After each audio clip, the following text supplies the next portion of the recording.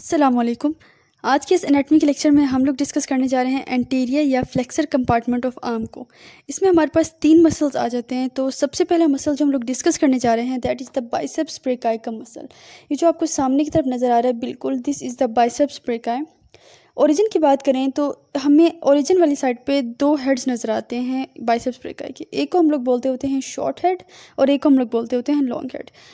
अच्छा, जो हमारे पास शॉर्ट हेड होता है वो अराइज करता है from the tip of the coracoid process से। ठीक है, ये हमारे पास कोराकोइड प्रोसेस का टिप है अलोंग विद द कोरेकोब्रेकियालिस। ठीक है, इसके बिल्कुल नीचे जो हमारे पास मसल लाई कर रहा है वो कोरेकोब्रेकियालिस का मसल है और जहाँ उसकी भी ओरिजिन इसी tip of the coracoid process से ही होती है। ठीक है, तो इन दोनों की ओरिजिन जो है ना वो मतलब मैच कर रही होती है। जो हमारे पास लॉन्ग हेड रहता है उसने कहाँ से निकलना था, वो हमारे पास निकलता है from the supraglenoid tubercle of the scapula.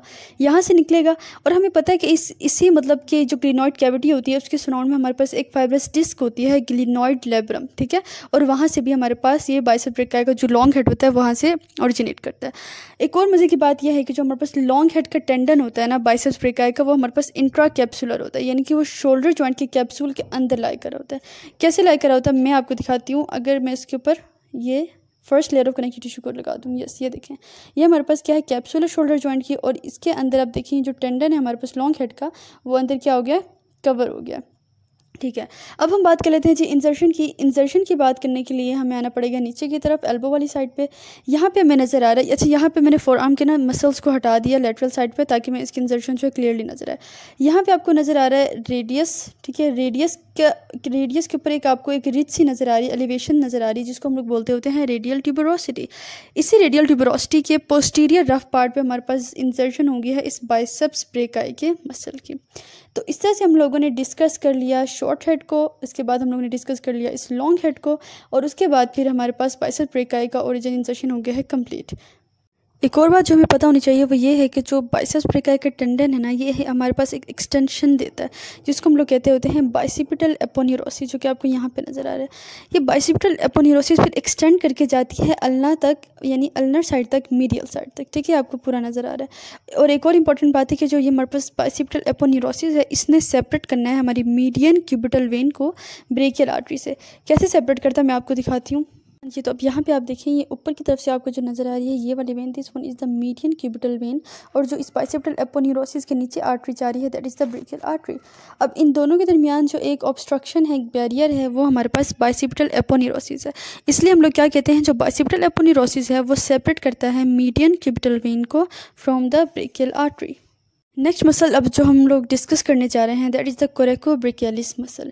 ये मसल जो होता है मीडियल साइड पे आर्म के लाई करा होता है और बाइसेप्स ब्रेकाई से डीप होता है। ठीक है, इसको समझने के लिए बाइसेप्स ब्रेकाई के मसल को हमें करना पड़ेगा hide.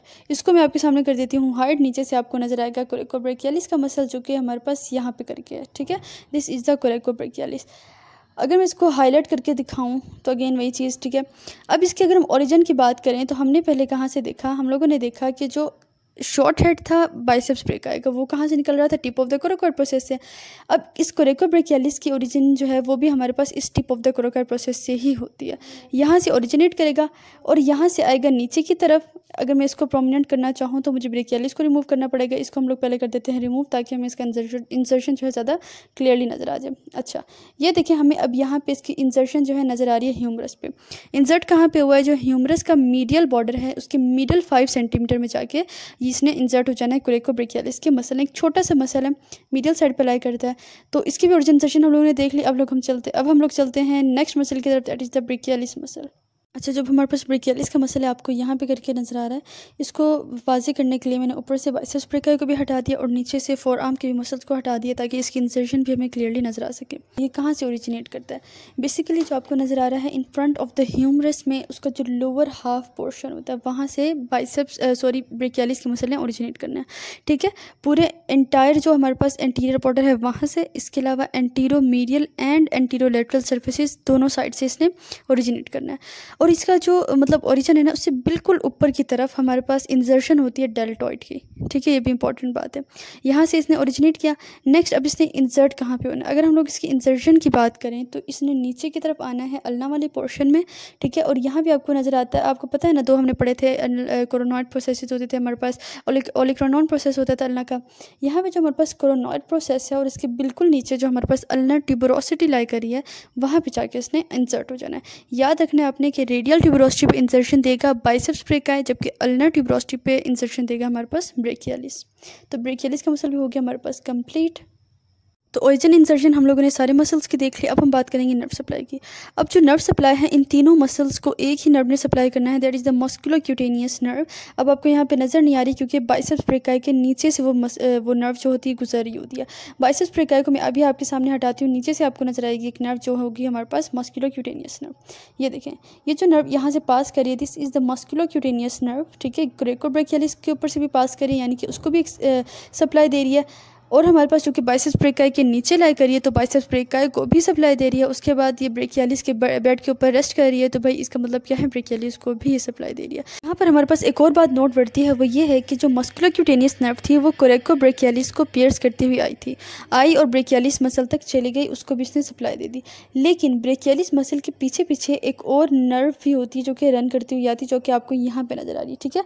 This is the radial nerve. ये हमारे पास रेडियल नर्व होती है जो कि ब्रेकियालिस के पीछे से आती है और साथ साथ ब्रेकियालिस को भी सप्लाई देती है। इसलिए जो ब्रेकियालिस है उसको हमारे पास मस्कुलोक्यूटेनियस से भी सप्लाई आई और साथ साथ रेडियल नर्व से भी सप्लाई आई। इसलिए ब्रेकियालिस के मसल को हम लोग हाइब्रिड मसल भी कहते हैं। इस तरह हमारे पास तीनों मसल्स के हम लोगों ने नर्वस सप्लाई की भी बात कर ली। उम्मीद है आपको समझ आ गई होगी। इंशाल्लाह हम मिलते हैं नेक्स्ट वीडियो में, तब तक के लिए अल्लाह हाफिज़।